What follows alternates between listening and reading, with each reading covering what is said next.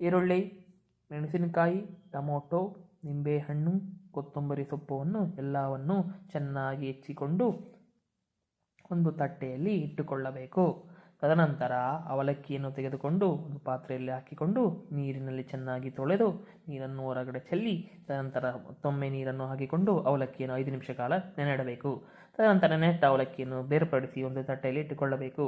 ಒಂದು ಒಲೆಯನ್ನು ಹಚ್ಚಿ ಅದಕ್ಕೆ ಬಾಣಲಿ ಇಟ್ಟು ಎಣ್ಣೆಯನ್ನು ಹಾಕಿ ಆ ಎಣ್ಣೆ ಕಾದ ನಂತರ ಅದಕ್ಕೆ ಸಾಸಿವೆಯನ್ನು ಹಾಕಿಕೊಂಡು 2 ನಿಮಿಷ ಕಾಲ ಬಿಡಬೇಕು. ತದನಂತರ ಅದಕ್ಕೆ ಶೇಂಗಾ ಬೀಜವನ್ನು ಹಾಕಿಕೊಂಡು ಚೆನ್ನಾಗಿ ಹದ ಮಾಡಿಕೊಳ್ಳಬೇಕು.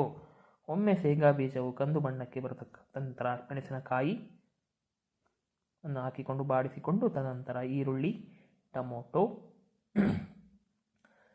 ಹಾಕಿಕೊಳ್ಳಬೇಕು. ತದನಂತರ 2 ಟೊಮೊಟೊ ಮತ್ತು ಈರುಳ್ಳಿಯನ್ನು ಕಂದು ಬಣ್ಣ ಬರುವವರೆಗೂ ಚೆನ್ನಾಗಿ ಮಿಶ್ರಣಗೊಳಿಸಬೇಕು. ತದನಂತರ ರುಚಿಗೆ ತಕ್ಕಷ್ಟು ಉಪ್ಪನ್ನು ಹಾಕಿ 1 ಚಿಟಿಕೆಯಷ್ಟು ಅರಿಶಿಣವನ್ನು ಹಾಕಿ ಚೆನ್ನಾಗಿ ಬಾಡಿಸಿಕೊಳ್ಳಬೇಕು.